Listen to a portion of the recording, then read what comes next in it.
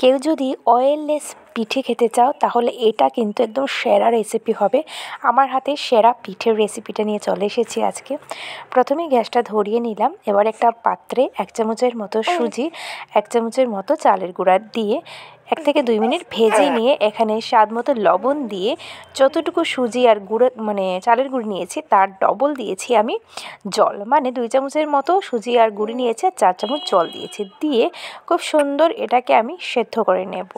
আর আঁচটা তখন কিন্তু একদম মিডিয়ামে থাকবে, বেশি আঁচ দিলে কিন্তু এটা খুব তাড়াতাড়ি জলটা শুকিয়ে যাবে আর ভেতরে কাঁচা থাকবে। তো দেখো খুব সুন্দর একটা ডো রেডি হয়ে গেছে। তবে আমি একটু ভুল করেছি, কারণ আমি পুরো ভিডিওটা দেখাতে পারিনি, তার জন্য আগেই সরি। কারণ আমার ক্যামেরাতে একটু প্রবলেম ছিল, তার জন্য আমি বানিয়েছি ঠিকই আছে, কিন্তু ক্যামেরা থেকে হয়তো অনেকটা জায়গা কেটে গেছে। তো দেখো এইভাবে আমি পিঠেগুলো বানিয়ে নিয়েছি, আর হয়তো কোনো একদিন আবারও শেয়ার করব। তোমরা চাইলে কমেন্ট সেকশনে কমেন্ট করে জানিও যদি পুরো ভিডিওটা দেখতে চাও।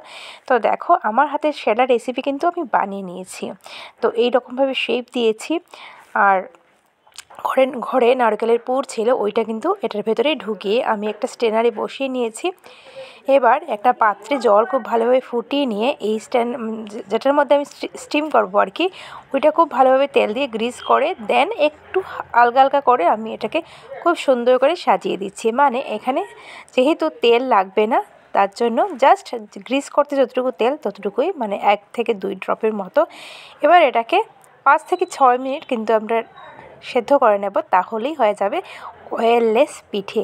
যারা পিঠে নাম শুনলেই মনে করে অনেক তেল মিষ্টি এগুলো খাওয়া যাবে না, তাদের জন্য এই পিঠেটা কিন্তু দারুণ স্বাদের।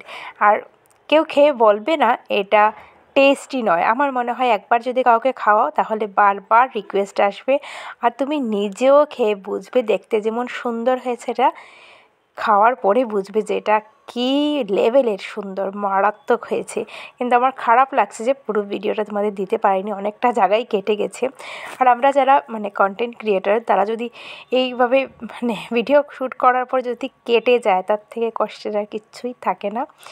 কি আর করা যাবে, দুর্ভাগ্যবশত কেটে গেছে। একটা পিঠে আমি কেটে দেখাচ্ছি, একটু ভেঙে দেখাচ্ছি আর কি। ভেতরটা জাস্ট পুরে ভরপুর একটা, এত দেখতে এত সুন্দর হয়েছে, খেতেও দারুণ। আজকে ভিডিও যদি ভালো লাগে অবশ্যই পেজ থেকে দেখে থাকলে পেজটাকে ফলো করো, আর চ্যানেল থেকে দেখে থাকলে চ্যানেলটা সাবস্ক্রাইব করে দিও। আর খেয়ে রিভিউ দিচ্ছি যে কীরকম হচ্ছে, live review. Seriously too good হয়েছে, টু গুড। তোমরা একদিন অবশ্যই ট্রাই করার, পুরো ভিডিওটা দেখতে চাইলে অবশ্যই কমেন্ট সেকশনে কমেন্ট করো, ফুল ভিডিও দেওয়ার চেষ্টা করব।